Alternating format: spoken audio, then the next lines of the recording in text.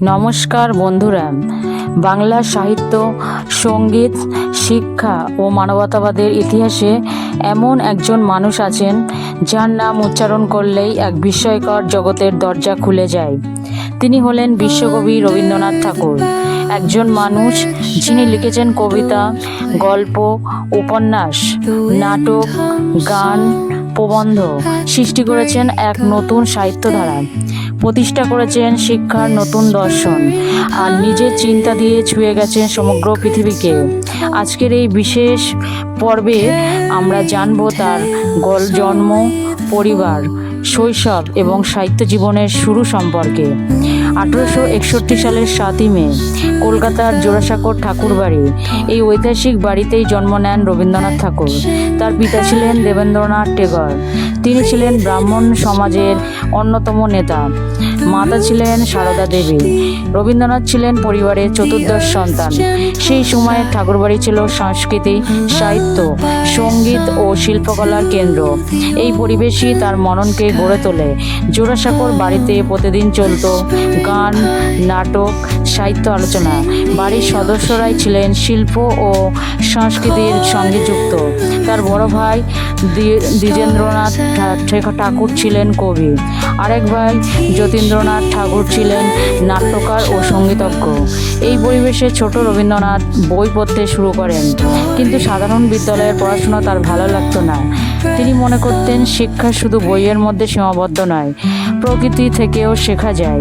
এই চিন্তাই পরবর্তীতে তার শিক্ষা দর্শনের ভিত্তি হয়ে ওঠে। শৈশবে তাকে বিভিন্ন বিদ্যালয়ে ভর্তি করা হয়, কিন্তু কোনো স্কুলেই তিনি বেশি দিন থাকেননি। বদ্ধ ঘর, কঠোর নিয়ম সব কিছুই তাকে অস্বস্তি দিত। তাই বাড়িতেই শিক্ষক রেখে পড়াশোনা শুরু হয়। তিনি পড়তেন সাহিত্য, ইতিহাস, বিজ্ঞান, সঙ্গীত। অল্প বয়সেই সংস্কৃত ও ইংরাজি ভাষার সঙ্গে পরিচয় হয়। এভাবেই তৈরি হতে থাকে এক অসাধারণ মননশীল ব্যক্তিত্ব। রবীন্দ্রনাথের জীবনে প্রকৃতির প্রভাব ছিল গভীর। শৈশবে তিনি বাবার সঙ্গে বিভিন্ন স্থানে ভ্রমণ করেন। বিশেষ করে হিমালয় সফর তার চিন্তাকে বদলে দেয়। প্রকৃতি, আকাশ, নদী, গাছ সব কিছু তার কল্পনা শক্তিকে সমৃদ্ধ করে। পরে তার বহু কবিতা ও গানে এই প্রকৃতি প্রেম ফুটে ওঠে। মাত্র 8 বছর বয়সে তিনি কবিতা লেখা শুরু করেন। কৈশোরে লিখেছিলেন ভানু সিংহ নামে কবিতা। অনেকেই ভেবেছিলেন এগুলো কোনো প্রাচীন কবির লেখা, কিন্তু পরে জানা যায় এসব এক কিশোরের সৃষ্টি। এটাই ছিল রবীন্দ্র প্রতিভার প্রথম বিস্ফোরণ। 1878 সালে তিনি ইংল্যান্ডে যান। সেখানে আইন পড়ার উদ্দেশ্য থাকলেও সাহিত্যই তাকে বেশি আকর্ষণ করে। পাশ্চাত্য সাহিত্য ও সঙ্গীতের সঙ্গে পরিচয় তার দৃষ্টিভঙ্গিকে প্রসারিত করে। দেশে ফিরে তিনি নতুন উদ্যমে সাহিত্যচর্চা শুরু করেন। একটি সাংস্কৃতিক পরিবার, একটি মুক্ত চিন্তার পরিবেশ, প্রকৃতির প্রতি গভীর ভালোবাসা আর এক অদম্য সৃষ্টিশীল মন, এসব মিলিয়েই গড়ে উঠেছিলেন ভবিষ্যতের বিশ্বকবি রবীন্দ্রনাথ ঠাকুর। পরবর্তী পর্বে আমরা জানব কিভাবে তিনি বাংলা সাহিত্যে নতুন যুগের সূচনা করলেন। পূর্বের পর্বে আমরা দেখেছি কিভাবে জোড়াসাঁকো ঠাকুরবাড়ির সাংস্কৃতিক পরিবেশ, প্রকৃতির সান্নিধ্য এবং মুক্ত শিক্ষা চিন্তা ছোট রবীন্দ্রনাথকে গড়ে তুলেছিল। আজকের এই দ্বিতীয় পর্বে আমরা জানব কিভাবে সেই কিশোর রবীন্দ্রনাথ ধীরে ধীরে হয়ে উঠলেন বাংলা সাহিত্যের এক নতুন যুগের নির্মাতা। কিভাবে তার কবিতা, গান, গল্প এবং উপন্যাস বদলে দিয়েছিল বাংলা সাহিত্যকে। চলুন শুরু করা যাক। দেশে ফিরে রবীন্দ্রনাথ নতুন উদ্যমে সাহিত্য চর্চা শুরু করেন। তার লেখার ভিতরে একসঙ্গে কাজ করেছিল দুটি জগৎ, একদিকে ভারতীয় ঐতিহ্য, অন্যদিকে পাশ্চাত্য সাহিত্য চিন্তা। এই দুই ধারার সমন্বয়ে তিনি সৃষ্টি করেন এক নতুন ভাষা, নতুন অনুভূতি। তার প্রাথমিক কাব্যগ্রন্থগুলির মধ্যে ছিল সন্ধ্যা সঙ্গীত, প্রভাত সঙ্গীত এবং কাদি ও কমল। এই রচনাগুলোই ফুটে উঠতে শুরু করে তার নিজস্ব কাব্যভাষা। তার কবিতায় ছিল প্রকৃতি, প্রেম, মানবতা এবং জীবনের গভীর দর্শন। রবীন্দ্রনাথের আগের বাংলা কবিতার ধারা ছিল অনেকটাই নিয়মবদ্ধ, কিন্তু তিনি সেই ধারায় নিয়ে আসেন নতুন সুর। তিনি কবিতাকে শুধু ছন্দের সীমায় আটকে রাখেননি, তিনি কবিতাকে অনুভূতির ভাষা বানিয়েছিলেন। তার কবিতায় নদী কথা বলে, আকাশ কথা বলে, মানুষের অন্তরের বেদনা কথা বলে। তার লেখার বিশেষত্ব ছিল সহজ শব্দে গভীর অনুভূতি প্রকাশ। এই কারণেই সাধারণ পাঠক থেকে শুরু করে শিক্ষা শিক্ষিত সমাজ সবাই তার লেখায় মুগ্ধ হন। রবীন্দ্রনাথ শুধু কবি ছিলেন না, তিনি ছিলেন একজন অসাধারণ সুরকারও। তিনি প্রায় 2000-এরও বেশি গান রচনা করেন, আর যেগুলো আমরা রবীন্দ্রসঙ্গীত নামে জানি। এই গানগুলোতে একসঙ্গে মিশে আছে প্রকৃতি, প্রেম, ভক্তি, দেশপ্রেম এবং মানবতার বোধ। পরবর্তীতে তার রচিত জনগণ মন ভারতের জাতীয় সঙ্গীত হয়, আর আমার সোনার বাংলা হয় বাংলাদেশের জাতীয় সঙ্গীত। পৃথিবীর ইতিহাসে এমন উদাহরণ খুব কমই আছে যেখানে একজন কবির লেখা দুটি দেশের জাতীয় সঙ্গীত আছে। 1890 সালের দিকে রবীন্দ্রনাথ পারিবারিক জমিদারির কাজে দেখাশোনার জন্য বর্তমান বাংলাদেশের শিলাইদহ অঞ্চলে যান। সেখানে তিনি সাধারণ মানুষের খুব কাছাকাছি আসেন। গ্রামের জীবন, দারিদ্র্য, মানুষের সংগ্রাম সব কিছু তিনি গভীরভাবে পর্যবেক্ষণ করেন। পদ্মা নদীর তীরে বসে তিনি লিখেছেন বহু কবিতা ও গল্প। এই সময়কার অভিজ্ঞতা তার সাহিত্যকে আরও বাস্তব করে তোলে, মানুষকে বোঝার ক্ষমতা আরও গভীর হয়। বাংলা ছোট গল্পের ইতিহাসে রবীন্দ্রনাথ এক নতুন যুগের সূচনা করেন। তার আগে ছোট গল্প এত সমৃদ্ধ ছিল না। তিনি মানুষের দৈনন্দিন জীবনকে সাহিত্যের কেন্দ্রে নিয়ে আসেন। তার গল্পের চরিত্রগুলো ছিল বাস্তব, তারা হাসত, কাঁদত, সংগ্রাম করত। তার বিখ্যাত গল্পগুলির মধ্যে রয়েছে কাবুলিওয়ালা, পোস্টমাস্টার, খোকাবাবুর প্রত্যাবর্তন, সমাপ্তি। এই গল্পগুলো শুধু সাহিত্য নয়, মানব মনের গভীর বিশ্লেষণও। রবীন্দ্রনাথ উপন্যাসেও নতুন ভাবনা নিয়ে আসেন। তিনি শুধু গল্প বলেননি, সমাজ, রাজনীতি এবং মানুষের সম্পর্ক নিয়েও লিখেছেন। তার উল্লেখযোগ্য উপন্যাসের মধ্যে রয়েছে চোখের বালি, গোড়া, ঘরে বাইরে। বিশেষ করে ঘরে বাইরে উপন্যাসে তিনি জাতীয়তাবাদ, সমাজ ও ব্যক্তি স্বাধীনতার জটিল সম্পর্ক তুলে ধরেছেন। আর গোড়া উপন্যাসে তিনি পরিচয়, ধর্ম ও মানবতার প্রশ্ন উত্থাপন করেন। রবীন্দ্রনাথ নাট্যকার হিসেবেও ছিলেন অসাধারণ। তার নাটকে ছিল কাব্যিকতা, দর্শন এবং প্রতীকী ভাষা। তিনি শুধু নাটক লিখতেন না, নিজেও অভিনয় করতেন। তার উল্লেখযোগ্য নাটকের মধ্যে রয়েছে ডাকঘর, রক্তকবরী, অচলায়তন। এই নাটকগুলো আজও বিশ্বজুড়ে মঞ্চস্থ হয়। সাহিত্যিক পরিচয়ের বাইরে রবীন্দ্রনাথ ছিলেন একজন গভীর মানবতাবাদী। তিনি বিশ্বাস করতেন মানুষের পরিচয় ধর্ম, জাত বা দেশের সীমার মধ্যে আটকে নেই, মানুষের আসল পরিচয় মানবতা। এই চিন্তাধারাই পরবর্তীতে তার সাহিত্য ও দর্শনের কেন্দ্রে স্থান পায়। ধীরে ধীরে বাংলা সাহিত্য জগতে একটি নাম আলোচনার কেন্দ্রে উঠে আসে, রবীন্দ্রনাথ ঠাকুর। তার কবিতা বদলে দেয় কাব্যের ভাষা, তার গল্প বদলে দেয় ছোট গল্পের ধারা, তার গান তৈরি করে নতুন সঙ্গীত জগৎ। তিনি শুধু একজন লেখক ছিলেন না, তিনি ছিলেন একটি যুগ, একটি সাহিত্য আন্দোলন, একটি সাংস্কৃতিক বিপ্লব। শৈশবের সেই কিশোর কবি এখন বাংলা সাহিত্যের উজ্জ্বল নক্ষত্র। কিন্তু তার যাত্রা তখনও শেষ হয়নি। সামনে অপেক্ষা করছিল আরও বড় অধ্যায়, বিশ্বমঞ্চে উত্থান, নোবেল পুরস্কার আর বিশ্বকবি উপাধি। পরবর্তী পর্বে আমরা জানব কিভাবে রবীন্দ্রনাথ ঠাকুর হয়ে উঠলেন বিশ্ব সাহিত্যের এক অনন্য নাম, একজন কবি, একজন সাহিত্যিক, একজন সুরকার। বাংলা ভাষার সীমানা ছাড়িয়ে যিনি পৌঁছে গিয়েছিলেন সমগ্র বিশ্বের হৃদয়ে। আজকের এই পর্বে আমরা জানব কিভাবে রবীন্দ্রনাথ ঠাকুর হয়ে উঠলেন বিশ্বকবি, কিভাবে তার লেখা গীতাঞ্জলি বিশ্ব সাহিত্যে আলোড়ন তুলেছিল, আর কিভাবে তিনি জয় করেছিলেন বিশ্বের অন্যতম শ্রেষ্ঠ সম্মান নোবেল পুরস্কার। চলুন শুরু করা যাক। 19 শতকের শেষ ভাগ এবং 20 শতকের শুরু রবীন্দ্রনাথের সাহিত্য জীবনের সবচেয়ে সৃজনশীল সময়। এই সময়ে তিনি একের পর এক কবিতা, গান, গল্প ও প্রবন্ধ লিখে চলেছেন। তার লেখার মধ্যে তখন আরও গভীর হয়ে উঠছে আত্মচিন্তা, আধ্যাত্মিকতা, প্রকৃতির সঙ্গে মানুষের সম্পর্ক এবং মানবতার দর্শন। এই সময়েই জন্ম নেয় তার অন্যতম শ্রেষ্ঠ সৃষ্টি গীতাঞ্জলি। গীতাঞ্জলি শব্দের অর্থ গানের অর্ঘ্য। এই কাব্যগ্রন্থে রবীন্দ্রনাথ মানুষের আত্মা, ঈশ্বর, প্রকৃতি এবং জীবনের গভীর অনুভূতিকে কবিতার মাধ্যমে প্রকাশ করেন। এখানে কোনো জটিল ভাষা নেই, কিন্তু আছে অসাধারণ গভীরতা। প্রতিটি কবিতা যেন মানুষের অন্তরের সঙ্গে কথা বলে। তিনি লিখেছিলেন এমন এক কাব্য ভাষা যা শুধু বাংলা ভাষার পাঠকদের জন্য নয়, সমগ্র বিশ্বের মানুষের জন্য প্রাসঙ্গিক হয়ে ওঠে। 1912 সালে রবীন্দ্রনাথ ইংল্যান্ড সফরে যান। সেই সময় তিনি নিজের কিছু কবিতা ইংরেজিতে অনুবাদ করেন। এই অনুদিত সংকলনই পরে গীতাঞ্জলি সং অফারিংস নামে প্রকাশিত হয়। ইংল্যান্ডের সাহিত্যিক মহলে এই বই দ্রুত আলোচনার কেন্দ্র হয়ে ওঠে। বিশিষ্ট কবি উইলিয়াম বুটলার ইয়েটস বইটি পড়ে গভীরভাবে মুগ্ধ হন। তিনি গীতাঞ্জলির ভূমিকাও লেখেন। ইয়েটস বলেছিলেন, রবীন্দ্রনাথের কবিতায় তিনি এক অনন্য আধ্যাত্মিক সৌন্দর্য খুঁজে পেয়েছেন। এই সমর্থন ইউরোপীয় সাহিত্য জগতে গীতাঞ্জলির পরিচিতি আরও বাড়িয়ে দেয়। 1913 সাল বিশ্ব সাহিত্যের ইতিহাসে লেখা হয় নতুন অধ্যায়। রবীন্দ্রনাথ ঠাকুর সাহিত্যে নোবেল পুরস্কার লাভ করেন। তিনি ছিলেন প্রথম এশীয় এবং প্রথম ভারতীয় যিনি এই সম্মান অর্জন করেন। এই পুরস্কার শুধু একজন মানুষের সাফল্য ছিল না, এটি ছিল বাংলা ভাষা ও ভারতীয় সাহিত্য ধারার আন্তর্জাতিক স্বীকৃতি। গোটা বাংলা জুড়ে আনন্দের ঢেউ ছড়িয়ে পড়ে। বিশ্ব জানতে শুরু করে, বাংলা ভাষায়ও জন্ম নিতে পারে বিশ্বমানের সাহিত্য। নোবেলের পর রবীন্দ্রনাথের পরিচয় বদলে যায়। তিনি শুধু আর বাংলা ভাষার কবি নন, তিনি হয়ে ওঠেন বিশ্বকবি। তার রচনা অনুদিত হতে থাকে বিভিন্ন ভাষায়। ইউরোপ, আমেরিকা, জাপান, চীন, পৃথিবীর নানা দেশে তার সাহিত্য পৌঁছে যায়। মানুষ তার লেখায় খুঁজে পায় শান্তি, মানবতা এবং সার্বজনীন চিন্তা। নোবেলের পর রবীন্দ্রনাথ বহু দেশ ভ্রমণ করেন। তিনি বিভিন্ন দেশে বক্তৃতা দেন। মানবতা, শিক্ষা, সংস্কৃতি এবং সভ্যতা নিয়ে নিজের ভাবনা তুলে ধরেন।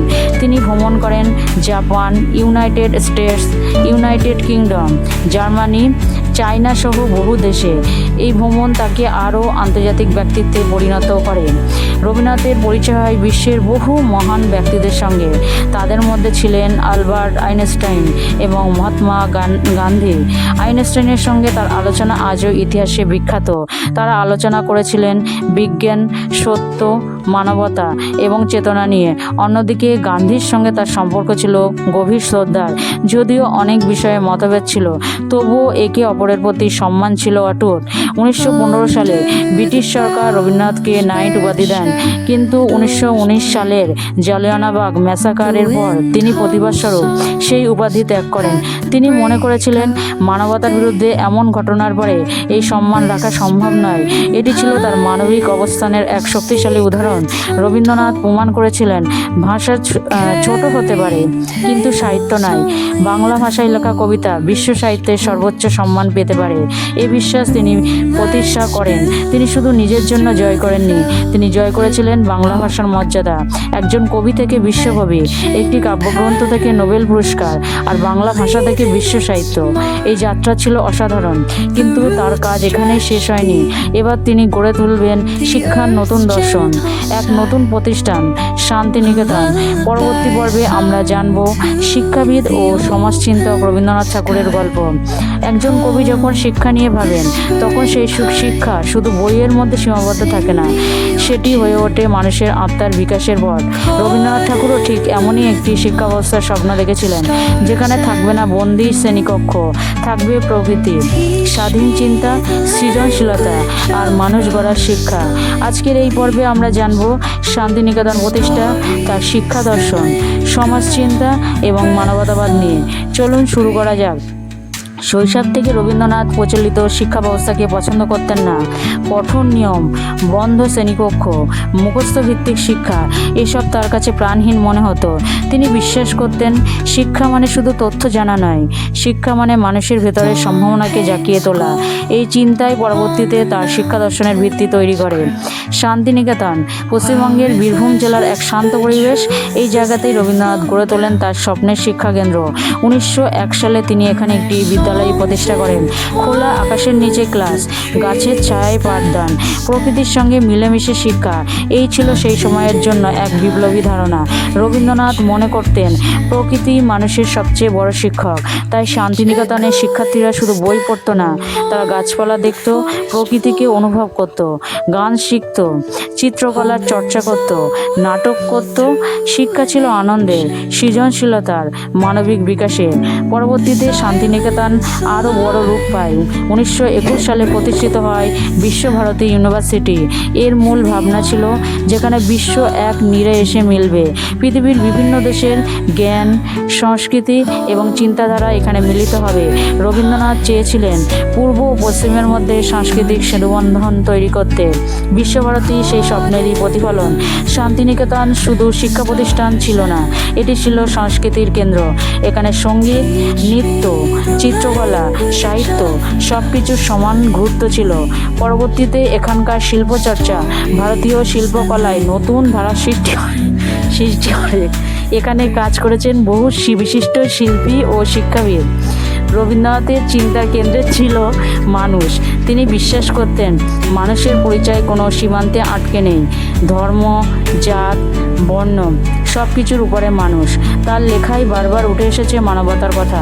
তিনি বিভাজনের বিরুদ্ধে ছিলেন, তিনি ঐক্যের কথা বলেছেন। তিনি বিশ্বাস করতেন পৃথিবী এক মানব পরিবার। রবীন্দ্রনাথ দেশপ্রেমিক ছিলেন, কিন্তু তিনি অন্ধ জাতীয়তাবাদকে সমর্থন করতেন না। তিনি মনে করতেন যে জাতীয়তাবাদ মানুষকে বিভক্ত করে তা বিপজ্জনক। তিনি চেয়েছিলেন দেশপ্রেম মানবতার বিরোধী না হয়ে মানবতার অংশ হোক। এই চিন্তাধারা তার বহু প্রবন্ধ ও বক্তৃতায় দেখা যায়।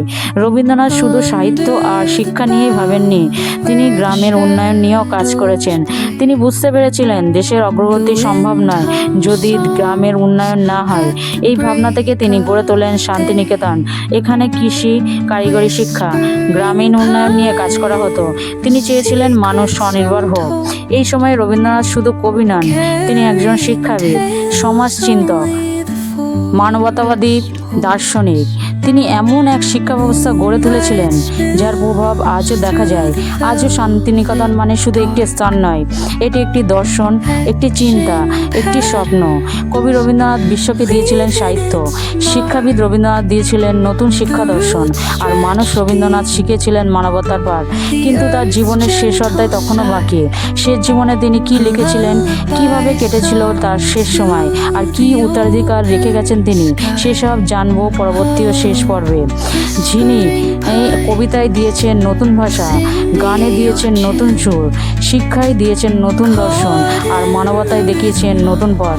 আজকের এই শেষ পর্বে আমরা জানবো রবীন্দ্রনাথ ঠাকুরের জীবনের শেষ অধ্যায়, তার শেষ সাহিত্য সৃষ্টি, মৃত্যু এবং তিনি পৃথিবীর জন্য কী উত্তরাধিকার রেখে গেছেন।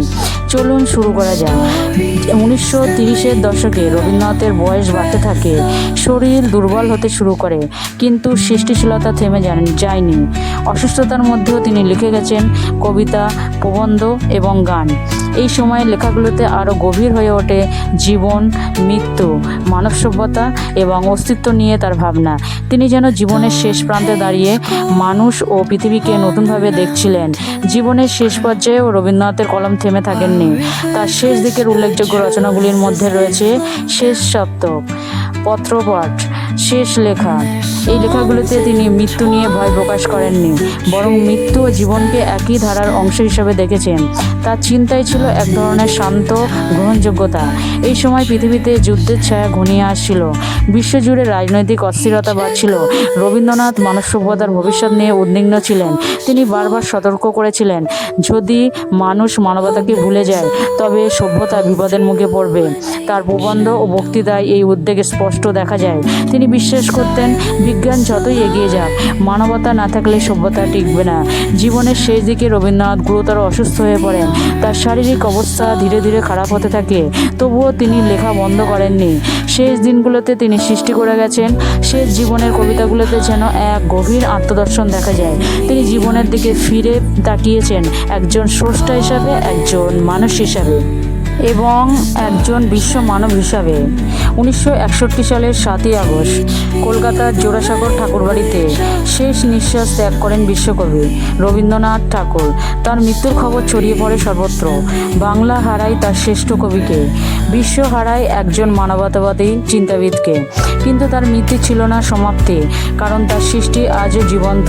রবীন্দ্রনাথ রেখে গেছেন এক বিশাল সাহিত্য ভাণ্ডার, 2000-এরও বেশি গান, অসংখ্য কবিতা, উপন্যাস, গল্প, নাটক, প্রবন্ধ, চিঠি, শিক্ষা চিন্তা। তার সাহিত্য শুধু বাংলা ভাষায় সীমাবদ্ধ নয়, এটি বিশ্বের সম্পদ। আজও তার লেখা নতুন প্রজন্ম পড়ে, নতুন শিল্পীরা গান করেন, নতুন গবেষণা হয়। তিনি আজও প্রাসঙ্গিক। বিশ্ব ইতিহাসে বিরল এক ঘটনা, একজন কবির লেখা দুটি দেশের জাতীয় সঙ্গীত, জনগণমন ভারতের জাতীয় সঙ্গীত, আমার সোনার বাংলা বাংলাদেশের জাতীয় সঙ্গীত। এটি শুধু তার প্রতিভার উদাহরণ নয়, এটি তার চিন্তার বিস্তৃতির প্রমাণ। আজকের পৃথিবীতে প্রযুক্তি এগিয়েছে, মানুষ বদলেছে, সময় বদলেছে, কিন্তু রবীন্দ্রনাথের ভাবনা এখনও সমান প্রাসঙ্গিক। যখন বিভাজন বাড়ে, তার মানবতার কথা মনে পড়ে। যখন শিক্ষা যান্ত্রিক হয়ে যায়, তার শিক্ষা দর্শন মনে পড়ে। যখন মানুষ প্রকৃতি থেকে দূরে সরে যায়, তার প্রকৃতি প্রেম মনে পড়ে। তিনি শুধু অতীত নন, তিনি বর্তমানও। রবীন্দ্রনাথ ঠাকুর শুধু একজন কবি ছিলেন না, তিনি ছিলেন একটি যুগ, একটি দর্শন, একটি সভ্যতার কণ্ঠস্বর। তিনি বাংলা ভাষাকে বিশ্ব দরবারে তুলে ধরেছেন। তিনি মানুষকে শিখিয়েছেন সৃজনশীলতা, মানবতা এবং মুক্ত চিন্তার মূল্য। তাই তার সৃষ্টি যতদিন থাকবে, রবীন্দ্রনাথও ততদিন বেঁচে থাকবেন। এটাই ছিল বিশ্বকবি রবীন্দ্রনাথের ঠাকুরের জন্ম থেকে মৃত্যু পর্যন্ত পূর্ণ জীবনগাথা। একজন শিশুর গল্প যিনি হয়ে উঠেছিলেন বিশ্বকবি, একজন কবির গল্প যিনি হয়ে উঠেছিলেন বিশ্ব মানব, আর একজন মানুষের গল্প যিনি আজও কোটি মানুষের হৃদয়ে জীবিত। শেষ নয়, রবীন্দ্রনাথের সৃষ্টি চলমান। ধন্যবাদ।